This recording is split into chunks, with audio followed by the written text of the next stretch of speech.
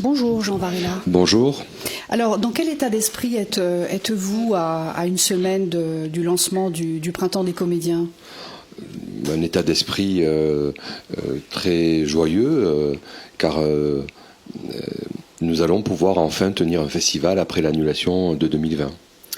Alors c'est une édition vraiment qui a été très très compliquée à faire, hein, plusieurs fois remaniée. Je pense qu'à un moment donné, vous vous êtes demandé si vous alliez arriver à sortir un festival, quoi. C'était vraiment rocambolesque.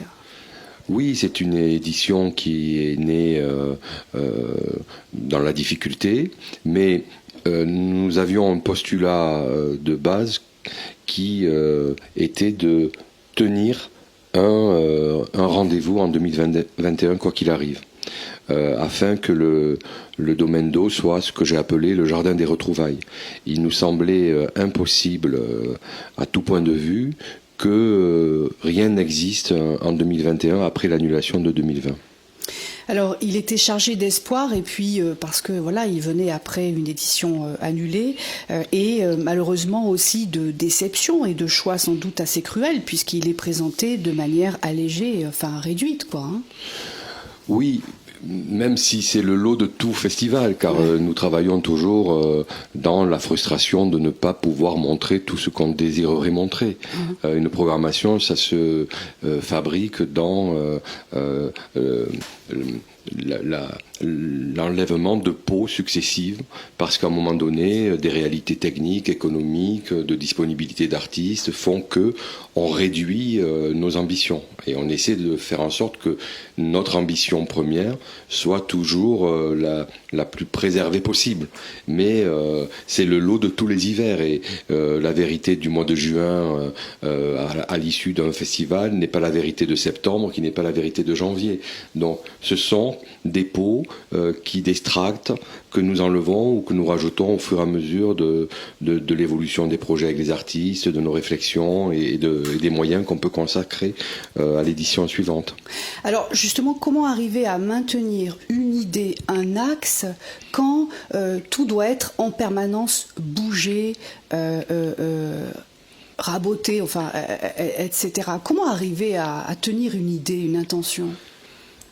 Je crois que la force du printemps, c'est qu'il est bâti sur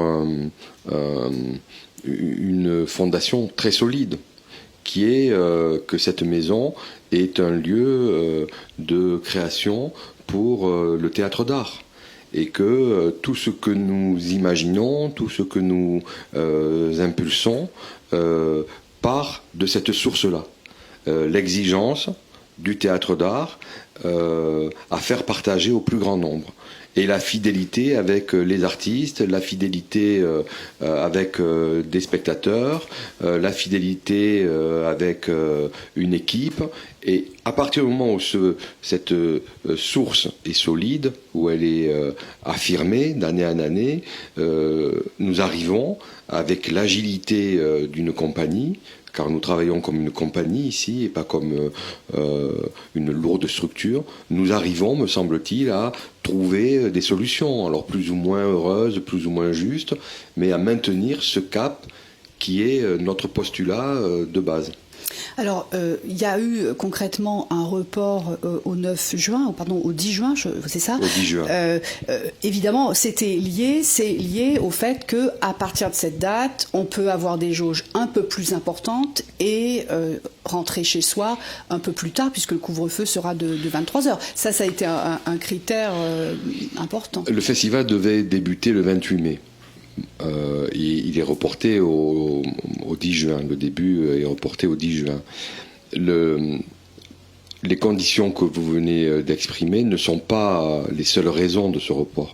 C'est qu'à un moment donné, dans le travail, dans les incertitudes que nous traversions au creux de l'hiver et jusqu'au mois d'avril, à un moment donné, il nous est apparu impossible de maintenir le festival en ouverture le 28 mai.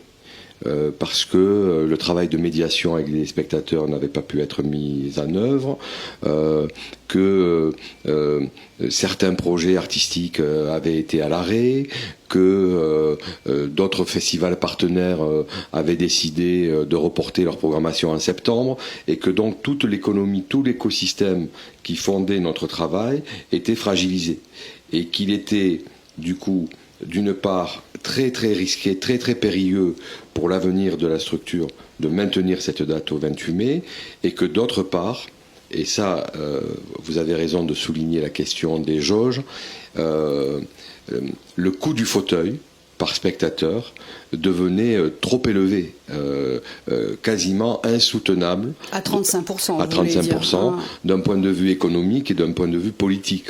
Jouer un spectacle de Christian Lupa ou de Krzysztof Warlikowski devant 180 spectateurs, ça n'a aucun sens dans le travail de démocratisation artistique qu'on essaie de mener, et ça a un coût économique qui n'est pas entendable, alors que l'ensemble de la profession est en souffrance. Donc l'ensemble de ces critères et d'autres que j'oublie aujourd'hui m'ont poussé à proposer au conseil d'administration 3 alternatives. Une qui était l'annulation pure et simple, en disant au conseil d'administration que ça me semblait pas du tout tenable et très dangereux pour la suite. La deuxième était la tenue du festival tel qu'il était prévu, avec les risques que je viens d'exposer. Et la troisième qui était une voie médiane que nous avons finalement mis en œuvre, qui est ce festival qui débute le 10 juin. D'accord. Alors, j'ai noté que L'ennemi du peuple, mise en scène par Jean-François Sivalier, démarrait à 22h. Alors, comment on fait pour rentrer si on doit rentrer à 23h pour rentrer chez soi ? Vous avez aussi noté que dans le programme initial, ce spectacle n'était pas prévu. D'accord. Et que nous l'avons rajouté au moment de la refonte. Parce que c'est pour vous montrer un peu les incertitudes dans lesquelles nous étions. Ouais. Quand nous avons travaillé, que nous étions en échange avec le ministère, à un moment donné, il n'y a pas si longtemps que cela, on ne savait pas si les théâtres fermés pourraient être utilisés. Et donc, on nous a conseillé de promouvoir des spectacles à l'extérieur. Et très peu de spectacles aujourd'hui de théâtre peuvent jouer en extérieur. On a discuté avec Cyril Test, l'idée de mettre la Mouette à l'amphithéâtre, ça n'était pas possible, le spectacle aurait été trop abîmé. Même chose avec Krzysztof Warlikowski. Et donc, comme nous étions depuis longtemps en discussion avec Jean-François, et que je savais sa volonté de recréer le spectacle pour l'extérieur, nous l'avons rajouté. Sur la question de l'horaire, nous sommes aujourd'hui, à l'heure où je vous parle, dans une impasse. Parce que je pensais obtenir de monsieur le préfet de l'Hérault une dérogation pour que les spectateurs puissent rentrer chez eux avec le billet. Et pour l'instant, je ne l'ai pas obtenu. Je pensais l'obtenir, pourquoi ? Parce que mon camarade Jean-Robert Charrier, qui dirige le festival d'Anjou, au mois de juin, a obtenu, lui, sur toute la durée du mois de juin, l'autorisation de minuit avec ce fameux billet qui permettait aux gens de rentrer chez eux. Donc là, nous sommes dans une impasse. Demain, je vois les services de la préfecture.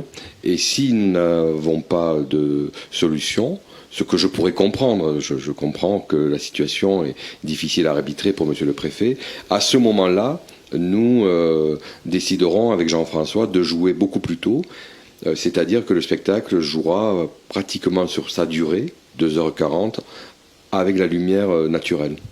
D'accord. Alors, il y a beaucoup de talents et des talents évidemment maintenus, mais il y a aussi quelques grands absents. Pourquoi est-ce que Lupa et Warlikowski, question toute bête peut-être, n'ont pas pu être là parce qu'ils sont en Pologne et que tout simplement on ne peut pas voyager à ce moment-là ou...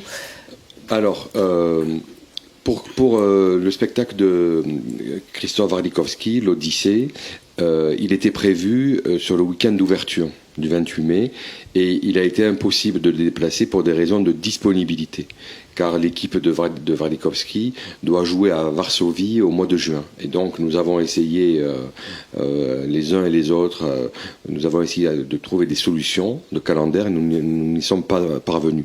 Il en va de même pour le spectacle de Julien Gosselin, le Décalogue, qui était sur le premier week-end, et que nous n'avons pas pu déplacer parce que nous sommes tous dans une situation de thrombose, c'est-à-dire que des artistes ou des techniciens du spectacle de Julien Gosselin n'étaient plus disponibles parce qu'ils étaient pris sur des spectacles qui avaient été repoussés au mois de juin. C'est ça. Donc, malgré les efforts inouïs que nous avons déployés, impossible de reprogrammer le Décalogue. Quel et nous le regrettons. Ouais. Et pour Lupa, c'est une production d'un théâtre lituanien. D'une part, Lupa rentré de Chine, et donc il est soumis à une quarantaine, donc sa présence là ici était compromise. Et d'autre part, nous avons évalué les risques avec la compagnie lituanienne d'avoir un cluster, de devoir mettre l'équipe en quarantaine et les coûts que ça engendrait, etc. Donc nous avons préféré refuser. D'accord. Pour ce qui est de Castellucci, puisque c'est un autre grand absent, la décision a été plus précoce, étant donné que c'est un spectacle qui devait jouer dans l'espace public. Nous avions choisi de le jouer sur le toit du parking de la gare Saint-Roch. Et ce spectacle fait appel à 40 amateurs. Et au moment où il fallait prendre la décision, nous n'avions pas possibilité, sans risque, de mobiliser 40 Montpelliéraines ou Montpelliérains au risque de les mettre en danger d'un point de vue de leur santé. D'accord. Alors, il y a deux compagnies internationales, le Chilien Christian Flores et le Coréen Jaaku, qui, eux, peuvent être là. Alors, j'imagine qu'il y a d'autres paramètres. Alors, Christian Flores est un spectacle que nous accueillons en partenariat avec le Théâtre de la Vignette, avec Nicolas Dubourg qui nous l'a proposé. Et Nicolas a décidé de proposer à l'équipe de Christian Flores une quarantaine. Donc ils sont en quarantaine, je crois que c'est une quarantaine de 15 ou 16 jours. Voilà pourquoi ils sont là. Pour le Coréen Jaaku, il vit en Belgique. D'accord. Donc la situation est plus claire, plus simple. Alors, est-ce que c'est faux de dire que, un peu d'ailleurs comme le Montpellier Danse, finalement, et ça c'est un des aspects positifs, on va se focaliser sur une création nationale, hexagonale, il y aura beaucoup de théâtre français. En tout cas, c'est un des grands metteurs en scène et que vous avez particulièrement soutenu au printemps, Cyril Teste, qui fait l'ouverture. Oui, il y a moins d'artistes internationaux. De ce fait, il y a davantage d'artistes français. Oui, c'est pas un choix, d'accord. Ouais. Et en effet, c'est Cyril Teste qui va ouvrir l'édition avec, et c'est un signe magnifique, la création, puisque le spectacle n'a jamais été montré de sa mouette de Tchekhov. Ils sont d'ailleurs en répétition, je sors de la répétition. Alors, il y avait eu cette pièce, Nobody, c'est ça, qui était marquante, qu'il avait en partie lancée, je me trompe pas, en tout cas, qui avait signalé ce metteur en scène de talent utilisant beaucoup la vidéo. Parlez-nous un peu de la mouette qui paraît être un des événements de ce Beaucoup de vidéos, évidemment, là aussi. Il y a une utilisation toujours très importante de l'image, de l'image en direct. Mais il y a une évolution de la présence de l'image dans ce spectacle-là. C'est pour moi un spectacle de la maturité pour Cyril, car vous le verrez, l'image est totalement partie prenante de la proposition scénique et scénographique. Et elle permet à Cyril de faire pénétrer le spectateur dans des espaces de la maison que la vision en direct n'autorise pas. Et donc on pénètre avec la caméra dans cette maison en profondeur. Et ça peut faire penser à certaines mises en scène du début du XXe siècle, symbolistes, quand les metteurs en scène, Pitoev l'avait fait, quand il avait monté La Mouette, avait commandé une scénographie qui reconstituait totalement l'appartement en totalité, même si des spectateurs ne voyaient pas. Et d'ailleurs, il y a à l'époque des stagiaires ou des jeunes acteurs dormaient dans ces appartements de décor en fait. Et là, avec la caméra, avec cet œil, on peut aller dans ces endroits que Pitoëff, à son époque, suggérait mais ne montrait pas aux spectateurs. Donc vous voyez, il y a une lignée comme ça quant à la lecture de ces œuvres-là, qui sont des œuvres très importantes dans l'histoire du théâtre. La Mouette, c'est une pièce qui, avec la présence de ce personnage très plève, qui écrit, qui réfléchit sur l'évolution dramaturgique du théâtre, marque une étape. Il y a une filiation de Pitoëff à Cyril Teste, qui est très belle. Alors il y a aussi Jean-François Sivadier, qui est un des grands fidèles et qui vient avec Son ennemi du peuple. Je dis Son ennemi du peuple parce que c'est une pièce majeure de Ibsen, un bouc émissaire, la question de l'écologie, etc., qui se pose à travers cette pièce. Ce n'est pas une création. Est-ce que vous pouvez nous parler aussi de cet autre temps fort, de ce compagnon de route? Alors c'est une pièce qui a une place à part dans l'œuvre d'Ibsen. D'abord, elle a été souvent considérée par les analystes comme une œuvre non pas majeure, et c'est assez paradoxal, d'Ibsen. C'est une pièce qu'Ibsen écrit après l'échec des Revenants, où il a été censuré, et il décide d'écrire une pièce qui va mêler la tragédie et la farce, avec ce personnage du docteur qui est quasiment un bouffon. Et Ibsen montre là combien le théâtre a la puissance de mêler dans une même œuvre le sublime et le grotesque, comme Shakespeare l'avait montré.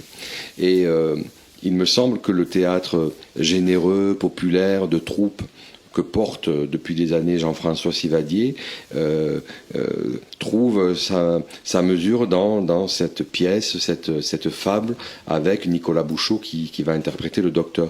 Et vous avez raison, c'est une pièce qui est d'actualité. Elle parle, vous l'avez dit, des problèmes écologiques, de la pollution de l'eau, elle parle de la puissance de lobbying de l'économie, puisque lorsque ce docteur va dire que l'eau de la ville thermale est polluée, il va se trouver en but avec une majorité d'habitants qui ne veulent pas perdre leurs ressources économiques. Et elle parle aussi de ce qui nécessite beaucoup de courage, c'est-à-dire avoir raison contre tous, ou affirmer une conviction contre la majorité. Et cette pièce, de ce point de vue-là, est merveilleuse. Alors, on se remet à parler de théâtre. Ça, c'est vraiment un plaisir d'avoir à nouveau ces conversations. Parce que, bon, on sort d'une période incroyable. Alors, question un peu à 100 balles, mais que sera le théâtre après ce Covid? On entend beaucoup de choses. Vous avez parlé de la vidéo. On a été nombreux à regarder. Arthur Nosiciel a fait une proposition dédiée sur Zoom. On a été beaucoup à regarder du théâtre filmé, enfin en streaming, selon le terme. Et vous, quel est votre rapport à ça, à ce substitut visuel qu'a été notre théâtre pendant cette année de confinement? À titre personnel, j'ai beaucoup de mal à regarder du théâtre en vidéo ou en streaming, même si je le fais pour des raisons professionnelles. Car pour moi, la joie du théâtre, c'est la présence dans la salle, de sentir le genou de mon voisin ou de ma voisine, sa respiration, son cœur qui s'affole, ou son ronronnement quand il s'endort parce qu'il est très bien ou parce qu'elle s'ennuie. Et c'est ce moment comme disait Jean Vilar, de communication dans la salle. Il ne voulait pas dire communion parce que ça avait une connotation religieuse. Donc comment la salle communique et comment elle réunit dans l'imaginaire du théâtre public le chauffeur de taxi et le grand magistrat. Et donc c'est un être ensemble pour un moment unique qui est une représentation, car vous le savez, toutes les représentations sont différentes. Et je pense que il n'y a pas plus circuit court que le théâtre. Vous êtes là, les artistes sont là. Calderon disait un tréteau, une chaise, un tabouret, des acteurs, un texte, et la représentation peut se donner. Donc, pour moi, c'est ça l'acte théâtral, la cérémonie théâtrale. Alors justement, on revient au vivant, mais dans quel état se trouve le théâtre? Vous êtes évidemment aux avant-postes. Comment sont les artistes? Est-ce que le théâtre va être impacté? Ce sont des questions évidemment complexes. Qu'est-ce qui va changer là au moment où on parle? Est-ce qu'on verra peut-être des choses au festival, de ces mutations sourdes produites pendant le Covid? J'ai l'impression qu'il y a une lassitude des artistes,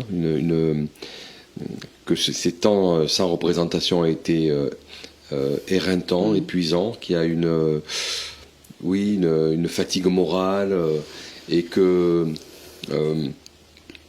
il faut du temps pour se remettre, un sportif dirait, en jambes, pour se remettre au niveau physique et au niveau collectif, car le théâtre est un art du collectif, et on a besoin de se relancer et de regarder vers les projets, car nos métiers sont des métiers de projet, des métiers où on pense toujours à ce qu'on fera demain, et là j'ai l'impression que les artistes, les techniciens, les directeurs de théâtre ont été un peu arrêtés dans ce mouvement perpétuel. Alors ça n'a pas eu que des défauts, parce que ça a aussi permis de réfléchir, de lire, d'imaginer, mais ces arrêts suivis de redépart, suivis d'arrêts, ont un peu coupé les jambes. Et je sens bien, j'en ai longuement parlé avec Cyril Teste depuis plusieurs semaines, qu'il faut beaucoup d'énergie, beaucoup de volonté pour remettre ce qu'on appelle facilement la machine en action. Alors sans compter le désastre économique pour une grande partie du secteur, ça vous donne une responsabilité à vous supérieure, puisque le secteur du théâtre est particulièrement impacté, non? Alors, il faut souligner que depuis 2020,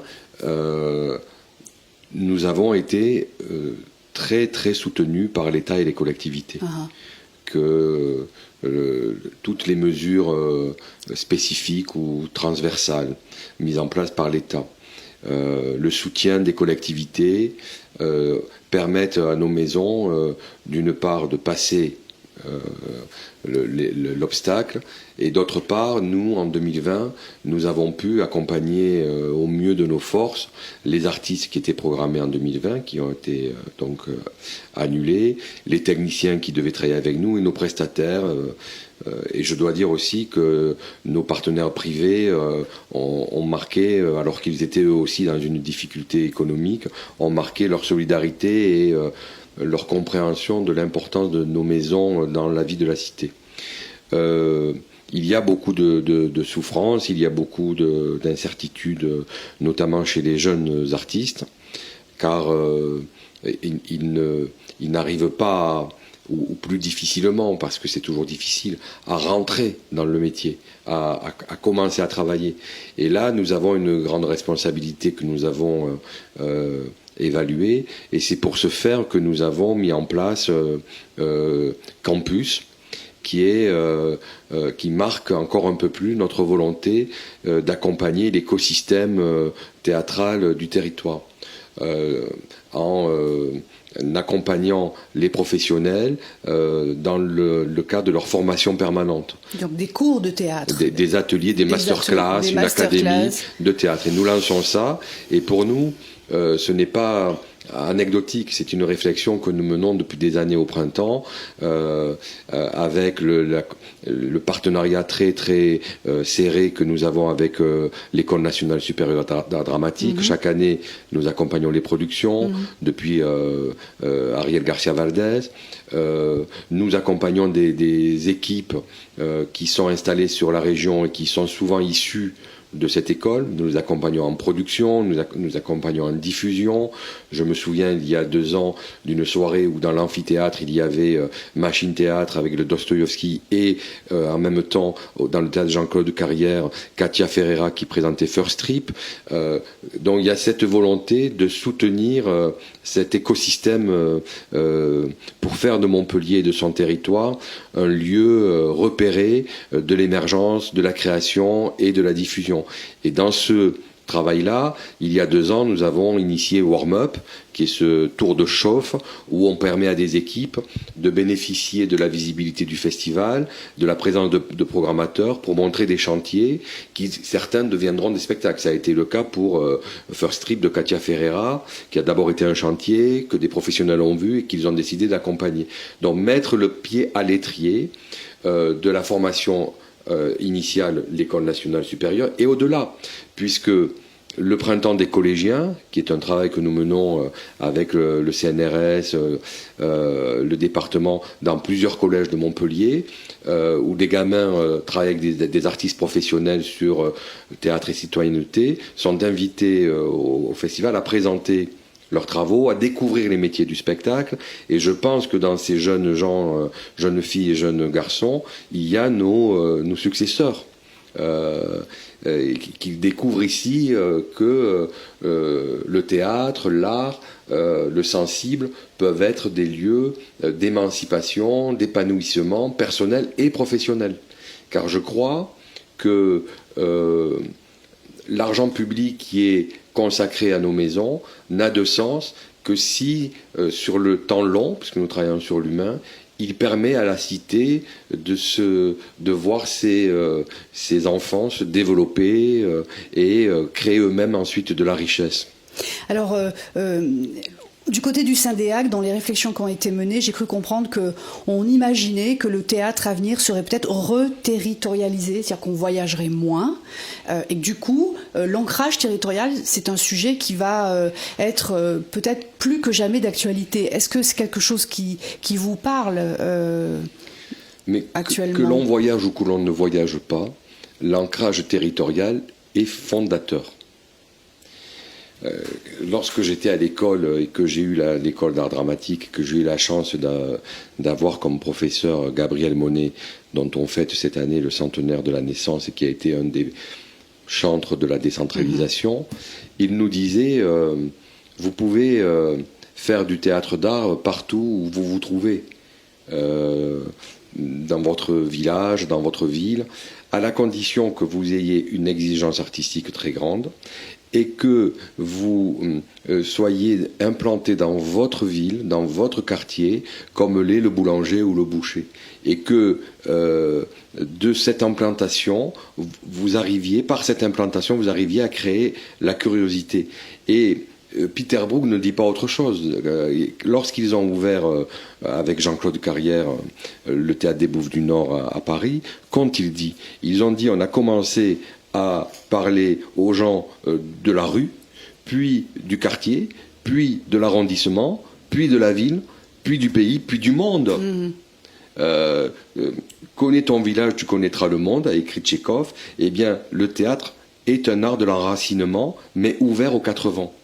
Alors, avec une programmation évidemment internationale qui vous fait comparer souvent à Avignon, ça c'est une comparaison récurrente, pour aussi vous demander quelles sont vos différences. Est-ce que la différence entre Avignon et le Printemps des Comédiens, c'est pas justement cet ancrage territorial, parce que vous avez de grands artistes internationaux qui souvent se retrouvent dans vos 2 programmations?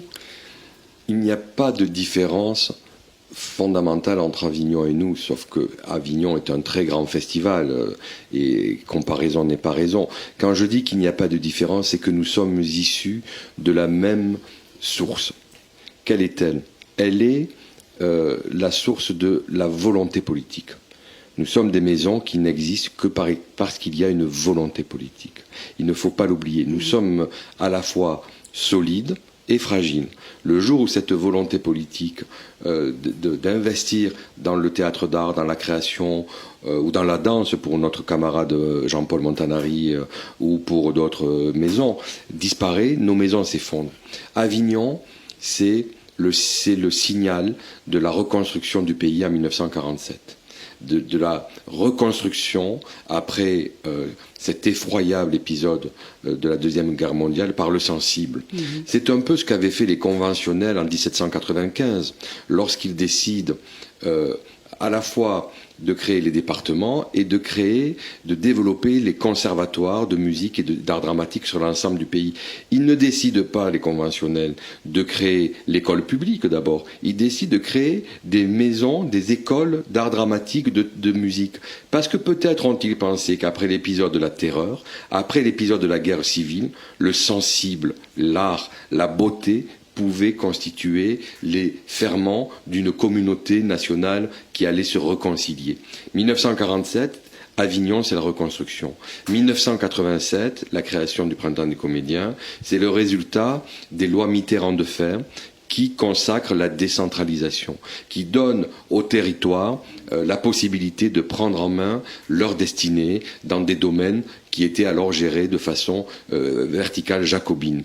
Et finalement, ce que vous décriviez il y a un instant, la présence des artistes qui sont sur le territoire, qui ont été formés à l'école, c'est le résultat 30 ans après ou 40 ans après de cette volonté politique. La formation des gens par le conservatoire, par l'école, l'équipement de lieux, le domaine d'eau, qui aurait pu devenir autre chose qu'un lieu dédié aux arts vivants, l'accompagnement des artistes par les collectivités, des compagnies, par l'État, fait que, peu à peu, naît un écosystème qui va se régénérer et qui va lui-même entraîner un enrichissement de la cité et du territoire. Et aujourd'hui, quand on regarde de loin Avignon, Arles, Aix-en-Provence, Montpellier, entre les mois de juin et d'août, nous avons ce qui se fait de plus beau, de plus fort, de plus audacieux en matière de danse, d'art lyrique, de théâtre, de photographie dans le monde. C'est un moyen d'émancipation et de développement humain considérable, inestimable, et qu'il faut préserver et développer. Alors la reconstruction par le sensible, elle vaut aussi pour cette période post-pandémique, enfin on l'espère, hein, qui s'ouvre. À votre avis, vous n'allez pas me dire non, évidemment, mais le rôle du théâtre actuellement, maintenant après le Covid, est-ce que ça va être cette reconstruction par le sensible ? Le rôle du théâtre, pour moi, c'est de donner du sens, de donner à réfléchir par le divertissement, au sens brechtien. Le plus grand divertissement pour l'homme, c'est la pensée. Et il me semble que dans ces temps de pessimisme, ces temps où le repli tend à tous nous emporter, à nous faire oublier le privilège que nous avons de vivre dans une république sociale, ouverte, dans un pays privilégié, où les paysages sont merveilleux, où les jeunes gens sont certainement plus ouverts au monde que nous l'étions à leur âge. Le théâtre, c'est cet outil-là merveilleux. Et le théâtre, comme les musées, comme l'ensemble des arts, participe, mais comme la gastronomie participe. Comme tous ceux qui finalement nous réunissent et nous permet ensemble, soit autour d'une scène, soit autour d'une table, soit autour d'un verre, de débattre et de faire agora. Alors, il y a une inconnue, mais il y a un élément de réponse dans les quelques rares spectacles qui ont démarré, c'est le public. Là, je suppose qu'il va répondre présent. Il paraît qu'il y a dans le public, là, une ferveur, un appétit particulier de spectacles. Les gens sont heureux, très heureux d'être là et qu'ils le manifestent. Il y a de fortes chances que cet appétit-là, on le sente au printemps, qui est déjà constitué par un public très concerné, très fidèle. Il y a quelque chose que nous n'avions pas soupçonné, c'est la reconnaissance des spectateurs et des spectatrices au fait qu'on ait réussi à maintenir le festival. Alors ça, j'avais pas du tout pensé que les spectatrices et les spectateurs nous remercient de ça. Finalement, c'est notre métier de faire et de maintenir. Et là, ça m'a beaucoup touché parce que c'est une reconnaissance à l'endroit de l'ensemble de l'équipe du Printemps qui a agi. Et c'est aussi le signe que ces politiques publiques dont on parle et ces découvertes que nous avons eues ensemble avec les spectateurs de tous ces artistes constituent une communauté humaine attentive, curieuse, ouverte et disponible. Alors ils seront 15 000 au lieu de 45 000 habituellement, c'est pas rien, hein, c'est beaucoup moins. C'est beaucoup moins, mais nous les retrouverons l'an prochain. Pour finir, il y a un hommage à Jean-Claude Carrière qui est le président, qui était le président du Printemps des Comédiens. Un hommage joyeux par un compagnon de route, Peter Brook, qui donnera, je crois, aussi des masterclass. Oui. Il manque, je suppose, mais il manque comment et qu'est-ce qu'il a apporté, Jean-Claude Carrière, au Printemps des Comédiens? Jean-Claude Carrière était là à mon arrivée. Il était déjà président du temps de Daniel Bedos. C'est Madeleine Attal qui l'avait amené au Printemps des Comédiens. Et je voulais aussi rendre hommage à Madeleine Attal, qui est chez elle, pas très loin d'ici. D'abord, Jean-Claude Carrière, lorsque j'ai été nommé, m'a accueilli de façon tout à fait amicale, et ça m'a donné beaucoup de confiance, car j'étais, je ne vous le cache pas, très impressionné à l'idée d'aller le rencontrer, de discuter avec lui, et il a eu ce qui est certainement sa marque, une très très grande humanité, une très grande écoute, attention. On ne mesure pas ce que Jean-Claude Carrière a apporté au festival, car c'est immense, c'est considérable. Lorsque vous avez affaire à un homme de cette dimension, et d'ailleurs j'ai mesuré dans l'Hérault combien, au moment de son décès, combien les gens n'étaient pas toujours conscients de ce qu'était Jean-Claude Carrière.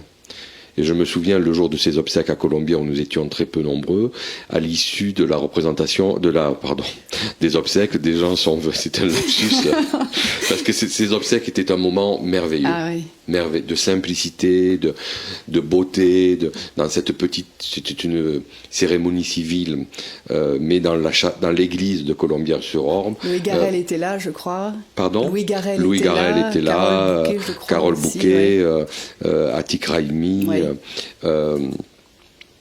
François Martouret et d'autres amis. Et l'église, c'était au mois de février, avait été décoré de mimosas du Caroux. C'était un moment merveilleux, très très beau.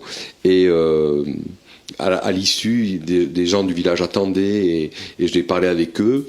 Et les gens, tout d'un coup, par la presse, se sont rendus compte que Jean-Claude Carrière était une personnalité immense. Dont la filmographie est inimaginable, et puis tellement diverse, de Buñuel jusqu'à Cyrano de Bergerac, de La Piscine jusqu'à Martin Guerre. Enfin bon, c'est quelque chose d'inouï. Et ce qui est très beau et qui raconte un peu et qui peut résumer tout ce qu'on a dit lors de cet entretien, c'est ce que Jean-Claude disait de sa vie. Il est né à Colombières dans une famille de paysans, dans une maison où il n'y avait ni livre ni image. Et grâce à la République, il va vivre du livre et de l'image. Et ça, c'est merveilleux, parce que ça donne l'espérance pour ces temps troubles et ces temps où le danger du repli nous mine.